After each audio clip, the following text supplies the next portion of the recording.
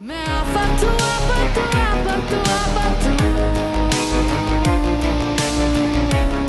Episode 29 की शुरुआत में वहाज और मुख्तार दोनों उमार की फैमिली से बात करने जाते हैं, लेकिन उसी बीच उमार उनके खानदान पर जाने लगता है और वो कहता है कि तुम्हारे खानदान की छोटी है और तुम सिर्फ शराफत का ढोंग करते हो। इन्हीं सब बातों के चलते ही वहाज और उमार का हीटेड आर्ग्यूमेंट हो जाता है। वो उससे यहाँ तक कह देता है कि वहाजी शिफा में नहीं बल्कि वरीशा में इंटरेस्टेड है और उसकी सगाई शिफा के साथ हो रखी है।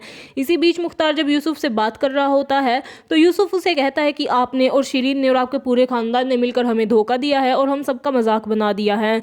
इसी बीच मुख्तार उन्हें समझाने की कोशिश करता है कि शिरीन और वरीशा के लिए हमारे मन में कोई फर्क नहीं है, दोनों हमारी बेटियां हैं। तो उमर उसे कहता है कि आप उसे बहू क्यों नहीं बना लेते, मुझे क्यों उसके पल्ले बांध रहे हैं। उसी बीच वरीशा और महक घर पे ड्रामा कर रही होती हैं और मेहरुनिसा और बीजान उन्हें कंसोल कर रही होती हैं। वरीशा बार बार यही कह रही होती है कि मुझे सिर्फ उमर से ही शादी करनी है।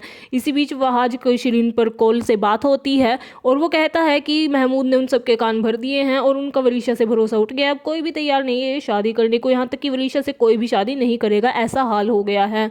तो ऐसे में महमूद महक से कहता है कि तुम फिक्र मत करो, सुबह से पहले वरीशा और वहाज की शादी हो जाएगी।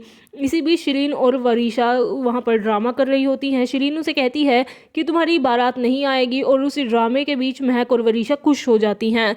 वहीं वहाज और मुख्तार वापस आ जाते हैं और उनका ड्रामा उस वक्त भी चल ही रहा होता है।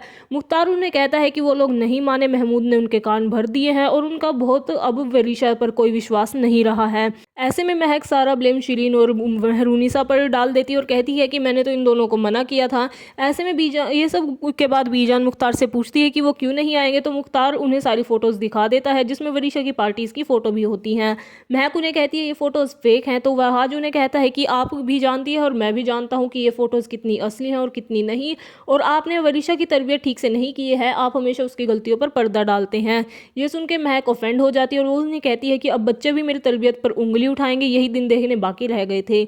इसी बीच बीजान कहती है कि मैं कुछ नहीं जानती, मुझे बस इतना पता है कि वरीशा की रुसवाई देखकर रजा की रूह बहुत तड़प रही होगी, और मुख्तार से इस बात का हल निकालने के लिए कहती है।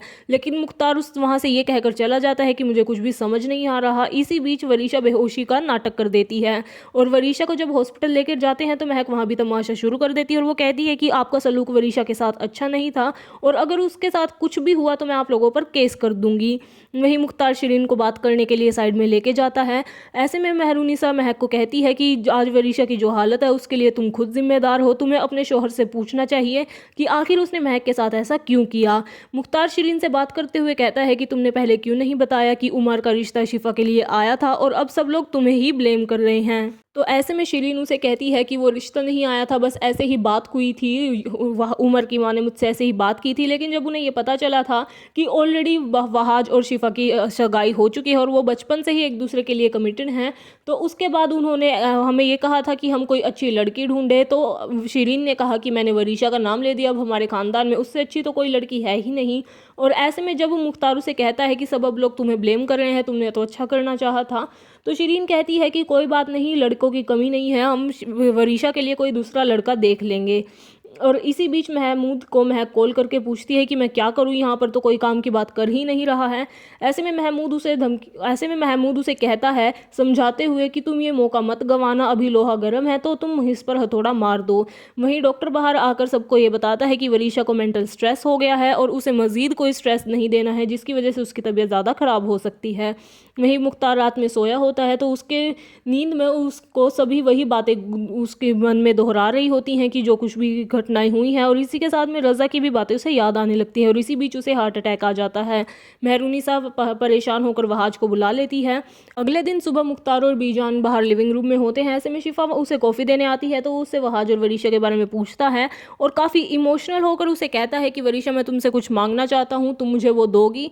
तो ऐसे में शिफा उसकी बातों से पहले तो थोड़ी सी सहम जाती है कि आखिर ये क्या कहना चाहते हैं। उसके बाद मुख्तार उसे समझाते हुए कहता है कि अब इस घर की इज्जत सिर्फ तुम्हारे ही हाथों में है। तो शिफा राजी हो जाती है और वो कहती है आप मुझे जो मांगेंगे वो दूंगा।